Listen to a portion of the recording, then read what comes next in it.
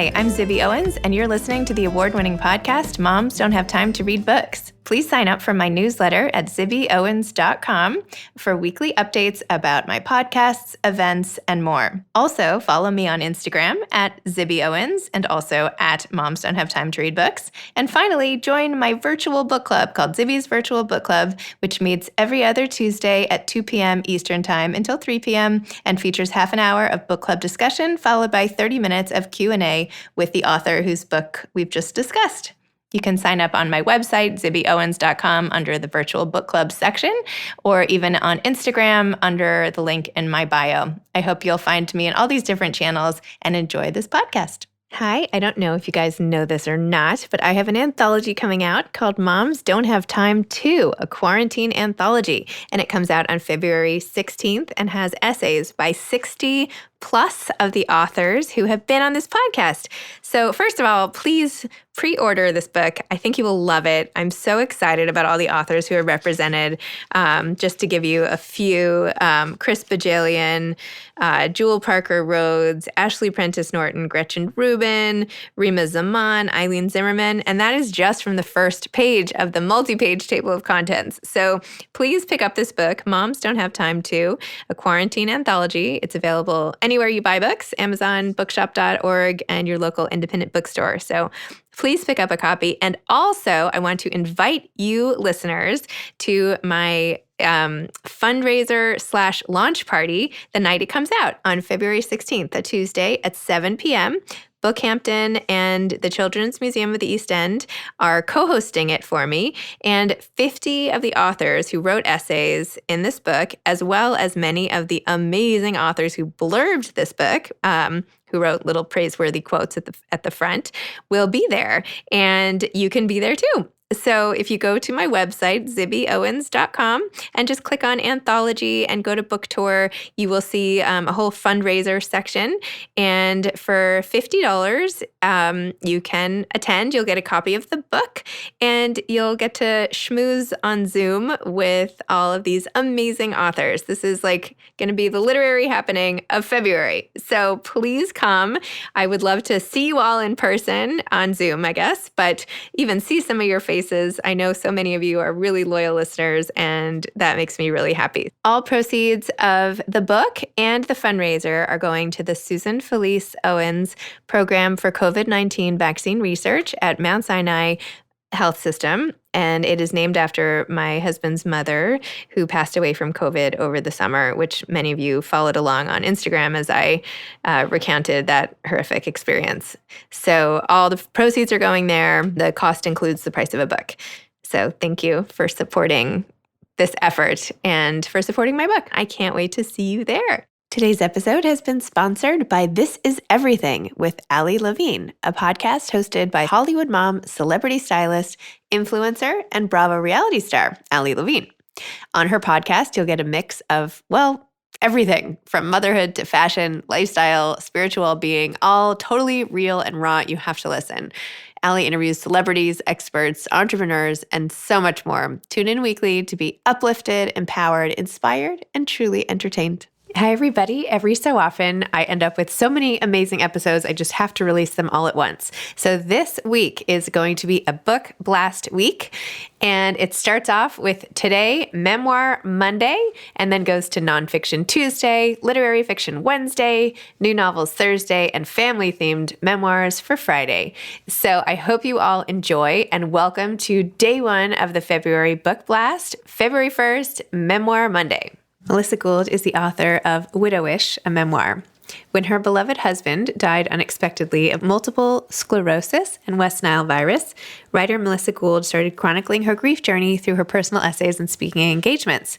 Telling her story has been a crucial part of her healing, and she has found meaningful connection in sharing. Her essays on love, grief, and healing can be found in the New York Times, the Los Angeles Times, the Washington Post, AARP, BuzzFeed, Kveller, the Huffington Post, and more. Melissa has shared her widow experience at various workshops and seminars, including Soaring Spirits International, the Ed Asner Family Center, and more. She is an award-winning screenwriter who wrote on such acclaimed TV series as Bill Nye the Science Guy, Party of Five, Beverly Hills 90210, and Lizzie McGuire. She has also written several TV movies for networks such as NBC and The Disney Child. She currently lives in Los Angeles. Welcome, Melissa. Thank you so much for coming on Moms Don't Have Time to Read Books. I am so excited to be talking to you.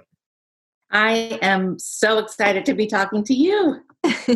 So, as I think you know, because I kept posting about it on social media and we were emailing and all the rest, I read your book at like the most emotional moment probably in my adult life, when I was literally like flying down to Duke to say goodbye to my mother-in-law. And I read it that whole like 2 days down there, which will be forever etched in my mind as just like traumatic and awful, except I got to escape into your book. And so I feel like this special bond with you, which like you're not even a part of. It's like me and your book, you know, or my book and your book and me, I should say. So thank you for providing me the solace that I needed during that time. I'm really grateful. Oh, well, I'm so flattered that my story resonated for you or that it helped you at all. Just means so much to me. And I am so sorry for your losses. I'm so sorry for your loss. I mean, and thank you for writing so beautifully about all of it. So why don't you tell listeners what your memoir is about? It's called WIDOWISH. Give us more context and tell us how this became a book. Okay, well, I'll tell you, I really believe that Widowish is a love story. It's a modern love story that's sort of wrapped up in a grief story and a little bit more of a love story. And it's also about expectations, I think. Well, let me just start by saying my husband, Joel, died unexpectedly and suddenly of West Nile virus. And it was something none of us saw coming. And Joel was my person. He was my everything. We had been together, married for 16 years, probably together for 20.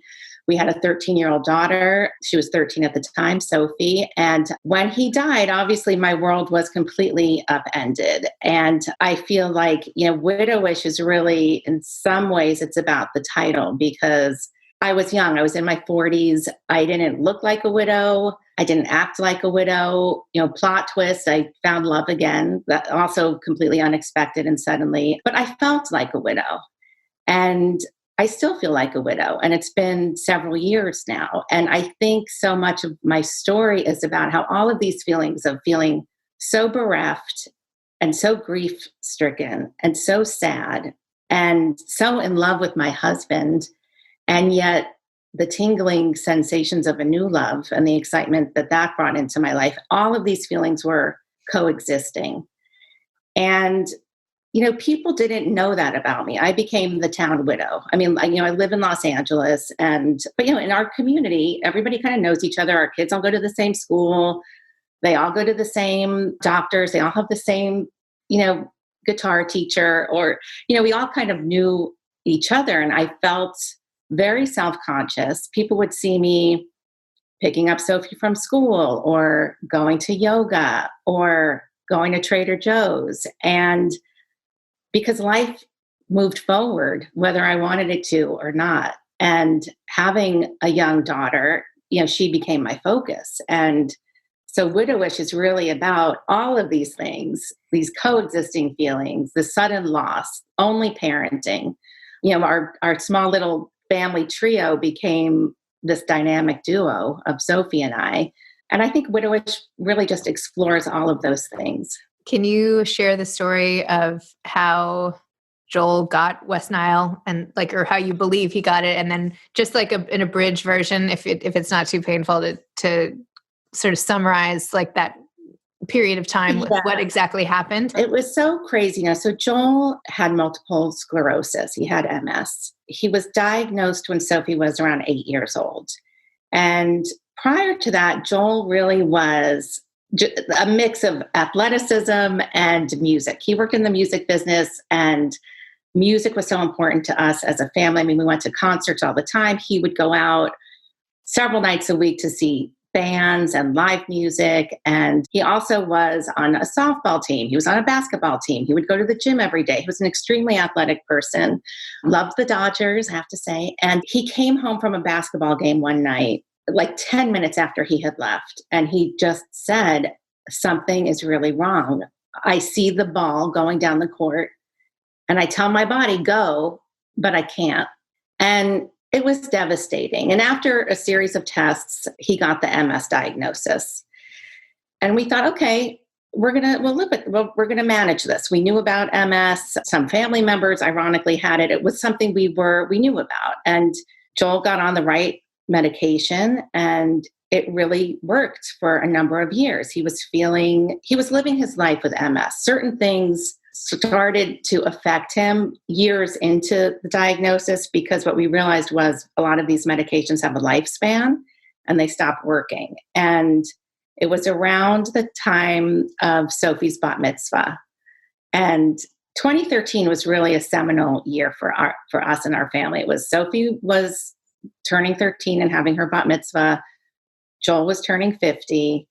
And later that year, he died unexpectedly. So we had these milestones. And because it's so funny, like how life works, because of the bat mitzvah, because of his 50th birthday, we saw everybody in our lives who was important to us and who mattered that year.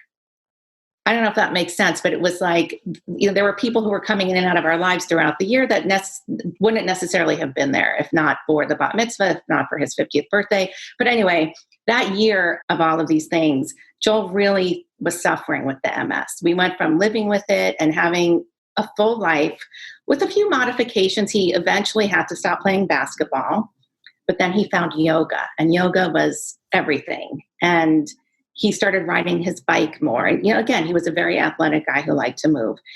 But the new meds that he had started were just not kicking in.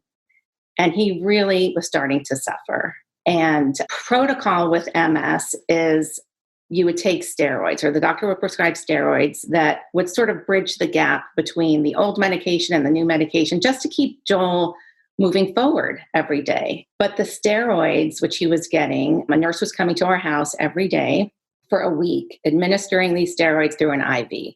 And we were told, similar to, in a way, what we're dealing with now with COVID, is that because of his suppressed immune system, that the steroids might make him susceptible to a cold or something that he wouldn't be able to fight off so easily. So we were on lockdown for a week. Sophie was still going to school. We weren't having friends over. We weren't going out to dinner. Joel was taking these steroids, and he would hang out in our backyard, which was his happy place. He loved to garden. He loved to kind of just cut some flowers, pick up from the lemons from our lemon tree. He was like an outdoor guy. We never thought that would be dangerous. And what I mean by that is about 2 months after the steroid treatment, the MS was not getting any better. Actually, I'm a little off on the timeline, Zibby, but you got the idea. But he was having these steroid treatments. And then at some point, he got very sick with symptoms that did not seem like MS. He had an extremely high fever, but he would take Tylenol and the fever would go down. He became very fatigued, and we thought he had the flu. And we were sort of on high alert with his MS doctors, because new medication can go either way. And so we weren't sure, is this a reaction to the new meds? Is this the flu? And after a few days, we were like, this is crazy. Joel and I made the decision together to take him to the hospital, to go to the hospital. He walked himself in. This wasn't, and we were dealing with MS, but we were not hospital people. I didn't know protocol. We went to the emergency room. They eventually moved him into a room, and me, thinking he had the flu, couldn't wait to get home and wash everything and disinfect everything. I didn't want to catch it. I didn't want Sophie to catch. I never thought that this was dire. And he very quickly in the hospital fell into a coma. I had to move him from one hospital, which to me was like the go-to hospital. People go there for cancer treatments and to have their babies or whatever, but we moved him from that hospital to the hospital where his MS doctors were, another fantastic facility, because at that point we were like, this could be a deathly reaction to the MS meds, but it never really presented like a reaction to the meds. And there was medical confusion for 2.5, 3 weeks. Joel was in a coma this whole time. The doctors were telling me, your husband is critically ill. And in my mind, I kept thinking, we'll make him better. That's what you do. We're in none of this occurred to me that he would die. And that's when I really learned about viruses. And a series of tests were done from the very first hospital to the second hospital. Results kept coming back negative, but they kept circling the idea that this was a virus. And one of the very first infectious disease doctors was examining Joel from head to toe when we first admitted him and kept asking me, are you sure he wasn't bit by something? Was he bit by a mosquito? Did he have a mosquito? And I was like, I have no idea. Turns out he was bitten by a mosquito. And that's how he contracted West Nile virus. And really, that is the cause of his death. There are a few things listed on his death certificate, but West Nile virus is number one. Complications from MS is another one. It was horrifying and completely unexpected. And, again, the doctors every day were coming to me with something new. We think he has brain damage. He seems to be paralyzed from the waist down. And even though they were telling me these things, again, I kept thinking, okay, well, once we know what it is, you'll give him the meds and he'll be better. But viruses don't work that way. And West Nile virus did its job, meaning all of the things that a virus can do to a person, cause brain damage, cause paralysis. That's what happened to Joel, because these viruses just have to run their course. And because of the MS, he was susceptible to a lethal mosquito bite. I am so sorry. I can't believe that happened. I can't believe that a mosquito in today's day and age, can actually be the cause of this. And I'm just so sorry. It's awful. Thank you. I mean, it's shocking. Even when I tell the story, Zibby, it's still, right. And that's what I mean. And really, a lot of that is in the book. My life became so surreal and continues to be in so many ways. Well, it's like the shock of it. When you kept saying, I just kept thinking, okay, fine. Yeah, he's critically ill. Make it better. That's good. On to the next. Let's keep going. It's right. The shock. It's the shock. That doctors don't have the answers to all these things. You can be in the best hospital and it shouldn't be this way, but it is. And then you can't go back. You can't be like, oh, we should have done this. Let's do this next time. You can't. That's it. It's the last straw. Yeah. And I know I'm sure this is similar to what you guys were going through also. And it is shocking because of what you just said also. It's like you think these doctors, they're miracle workers. Okay, do something. That's what you're here for. This is your language, not mine. You must know what's going on. But yeah. So first of all, when did you decide to make your experience into a book? How did that end up happening? Well, that's kind of crazy also because, I've been a writer my whole life. I was a screenwriter and I made my living, as a TV writer. And I was very content working in television. And when Joel died, of course, as I've said, my life was turned upside down. And I really was living a life of grief, but acting as if everything was okay because I wanted to keep Sophie on track. But I was really suffering in my grief. And a very close friend of mine invited me to join her writing group. And I thought, it was really just a baby step of me getting back to a part of myself that I had sort of let go, which was writing. And I joined this group and, I was the only professional writer in there and all my worst qualities came out. And I just thought, I just was going with it. It's almost like somebody pointed me in the direction and said, go, and I went. And the direction this time was join a writing group. So I joined this writing group. And after 5 minutes, I loved it. I just thought, oh my God, this is it. This is going to save me. And I started writing a novel and I loved it. And I loved the characters and the world I was creating. And it was such an escape for me. For those few hours once a week, I'd go to my writing group.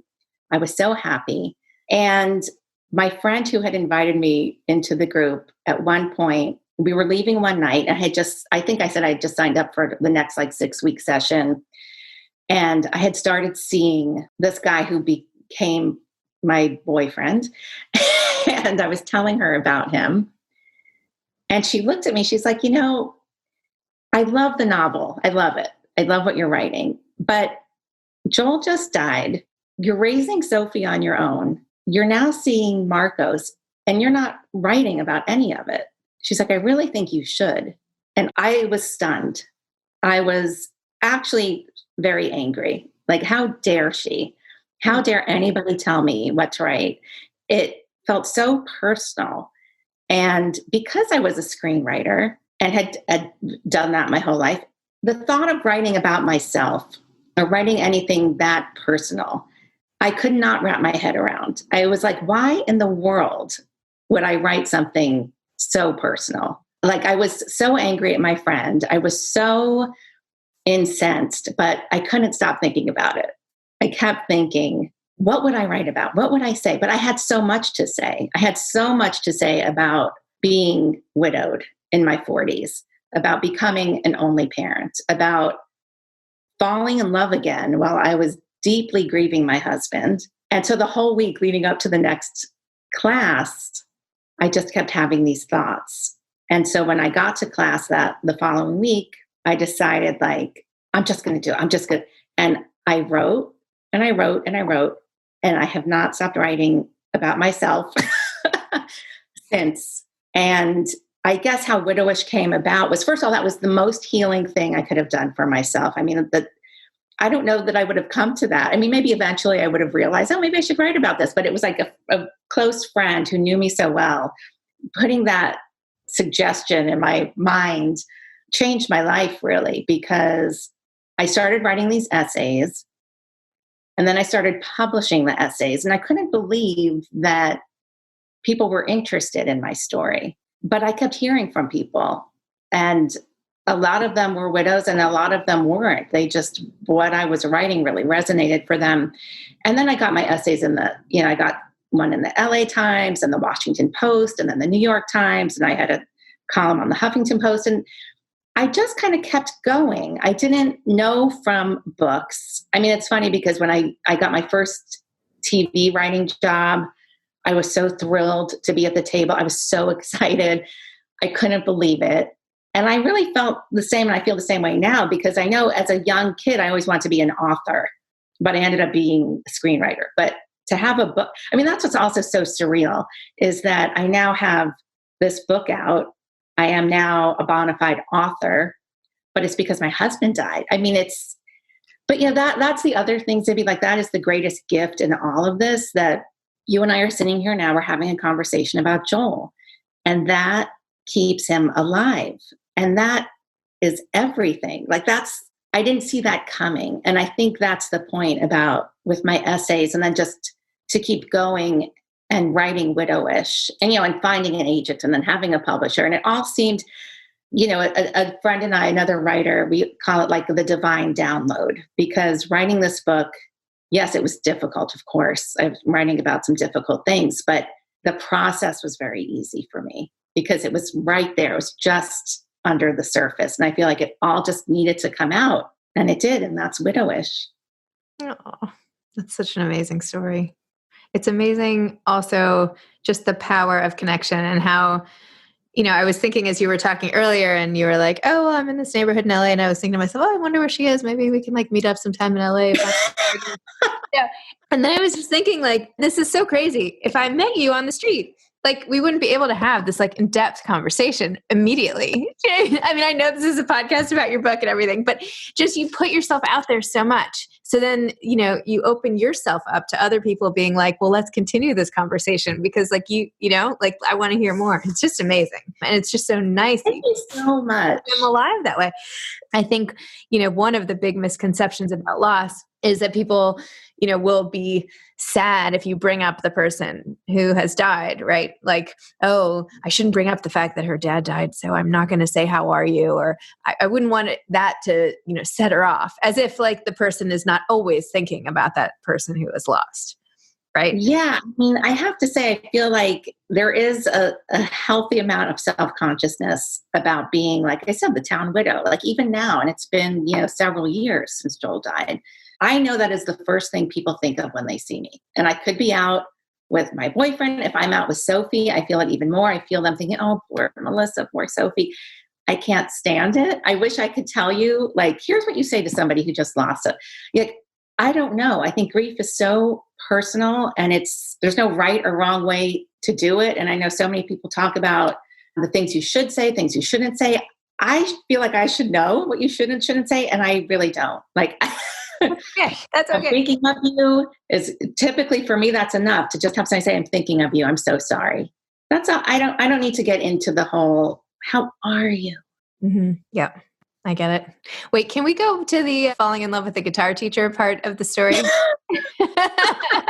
What do you want to know? I know. I mean, I know you wrote about it and everything, but like, so is that ongoing? Are you guys still together? Can we Yes, talk we're about still that? together. Amazing. And again, like Zibby, that's also about when I talk about like these expectations of, there was an expectation people had of me as the young widow. I had my own expectations about what grief should look like. My daughter has all of her grandparents are still alive, which is such a gift, but her dad isn't here. It's crazy. And this is like a roundabout way of saying, so when what happened with Marcos, who was Sophie's guitar teacher, is that he really was one of the very few people who did not make me feel self-conscious about having lost my husband. And if I just back up from that, I always thought he was attractive. I mean, the first time I met him, guitar lessons fell under Joel's jurisdiction because he was the musician and the music guy. So he would take Sophie to her guitar lessons. And I would hear about Marcos, and everybody in the neighborhood knew him, and everybody whose kids took guitar took it from. So I knew who he was, but I had never met him. And there was a time when Joel couldn't take Sophie to guitar, so I ended up taking her. And I remember the first time I saw him, I was like, oh my God, nobody told me the guitar teacher was so hot. And I said it to Joel, I was like, honey, come on. And I even called the friend who recommended him to us. And she was like, oh, get in line. We all have a crush on Marcos. And I was like, oh, yeah, it was just a matter of fact. It was, nothing. But then I ran into him shortly after Joel died. And like everybody at the time, he offered to help in any way he could. And again, like so many people, can I bring you some food? Do you need me to pick Sophie? Whatever it is. And I always appreciated it. But with Marcos, I did, Joel had a ton of music equipment. He had guitars and amplifiers and all this stuff. And this happened, Joel had been gone maybe 6 months. And I started cleaning out the garage. And I was kind of tiptoeing around the idea of getting rid of some things. And the stuff that was in the garage, I was like, how important could it be? I forgot we even had it. And so when I ran into Marcos and he said to me, if you need help with anything, I was like, oh my God, the stuff he can help me. And so slowly but surely, he came over, he helped me one day. He was very matter of fact. He didn't, he talked about Joel very easily. I felt very much myself when I was with him, even though our interactions were very brief. He would come, he would look through the stuff, he would call me and say, oh, I gave so-and-so this guitar, that I'm going to use this for my lessons. And then one day I had to go with him. There was one guitar that was actually worth something, and I had to go with him to consignment shop. And I didn't really question. I was so deep in my grief that I just, again, pointed me in the direction I would go. He was like, you need to go with me to the guitar thing. And I was like, okay. And I just was very comfortable. It was so different than how I felt in my real life. I felt like I was like on vacation when I was with him. Like I just wasn't thinking. I just was with him. And again, he talked easily about Joel. He didn't make me feel like, he didn't look at me the way I felt everybody else was looking at me. I knew he wasn't pitying me, poor Melissa, And then just one thing kind of led to another. And I thought, I'm going to continue to not think about this.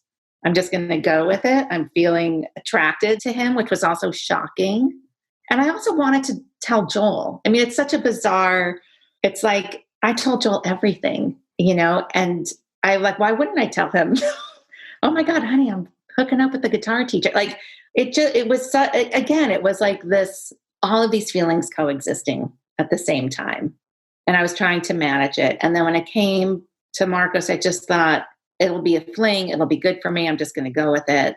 And here we are, so many years later, still very much together. And, we're an odd pairing. We don't make sense to everybody. I don't mind. Did I tell you in our emails that my husband now used to be my tennis teacher? Did I mention that? I did know that. Yeah. So I'm very familiar with I had moms coming up to me and being like, oh, Zibby, I get it. It's so cute. It's so funny. Anyway, we're super happy. It's been, 5 years or something crazy. So it can happen, it's the people who are. It's funny though. It's the people who cut through all the stuff, right? It's like they don't need the pretense. I don't know, not to generalize. I mean, I don't know if these guys are even remotely similar, but I don't know. I found myself relating when you said how he just saw you and you could just be you. And, that's the greatest thing in any relationship is like taking all the stuff down, right? Taking down all the scaffolding and just getting underneath and seeing what's under there. So, Yeah. And I have to tell you, I feel like, a few things is I feel so lucky in love that I had Joel who completely got me. We met when I was a teenager, I think, and we didn't get together until years after that. But, I knew Joel like my whole adult life, and I felt so loved and adored. And I have to say, I feel the same but different with Marcos. He totally gets me. I'm 100% myself. I mean, I feel those are gifts of love. And I'm so happy to be the recipient of that. It sounds a little obnoxious, but it is meaningful to me. And I also feel like, Marcos continues to accept that Joel is my husband. I'm still married to, like, that's how I feel. I am still married to Joel. He's still my person. And now there's Marcos as well. So it is weird. no one said that grief makes sense. No one says, No, it doesn't. No one said that life makes any sense. So, I think your attitude though is, not that I'm in any position to judge or no one should judge, but it seems very empowering and inspiring because you're just like, whatever, if it doesn't make sense, this is what I'm doing. And this makes me happy. And like, if there's anything that you are owed, it's some happiness after having your husband just like cruelly snatched away from you. So, I mean, anyone who begrudges you happiness in any way, shape, or form, just forget it, right? I mean, I agree. And I'll tell you something else that really helped me. And this is in the book. All of this is in the book. But a friend of mine said to me early on, everything you do should be easy. And it's such simple advice. I don't even think she realized she was giving me advice. But when she said that, it really was transformative because I thought everything is so hard. And she said something like this. She's like, your husband just died and you're surviving. There's nothing harder than that. So everything you do, choose easy. And I kind of did that with Marcos. I wasn't in this headspace of like, oh my God, we live on different sides of the boulevard. He's the guitar teacher. All of those things, I did not have the capacity to analyze it the way I would have if things were not so surreal. And so that advice of like, just make things easy, I decided with him, I'm going to just, whatever happens, happens. I wasn't putting all of my, I wasn't like, he was not saving me from my grief. He coexisted with my grief. That's the point I wanted to make too, is like, and I think I spell this out pretty clearly in the book, but it's not like because I have a boyfriend and a man in my life, like I'm better. Like, oh, Melissa's fine. She's got a boyfriend. And no, it's what I just said a minute ago. It's like the grief coexists with the love, which coexists with this new life. And, it's complicated, but yes, I think happy is my baseline, and I'm happy to be back at happy, but still grieving. And that's why I say the book is really a love story, because again, it's not like Marcos came in and like saved me. I didn't need saving. I'm not better because I have love in my life again, but it is a nice, like, okay, life just moves forward, whether I wanted it to or not. And here we are. Amazing. I love that. So having written the book, do you have advice to aspiring authors? I think my advice is to keep writing. I mean, I really believe that everybody has a story to tell. I don't necessarily mean memoir, but I think we've all had life experiences. We've all been witness to things, and things have happened to us. And if somebody is inspired to write, to just write and to really believe in yourself and believe in what you're saying. And there's so many voices that may be like, oh, that's terrible. That's such a bad idea. Or don't do that. There's a lot of no, starting with ourselves. So I just be kind to yourself and to just keep writing. Whatever comes of, you could be writing a journal. It doesn't mean like that's plenty. I just encourage people to tell whatever story they feel compelled to tell.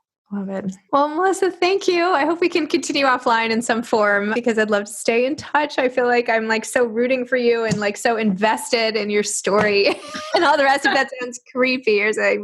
But thank you so much for coming on Moms Don't Have Time to Read Books and sharing your grief and your happiness and the tangled mess that it really all is all together. I know.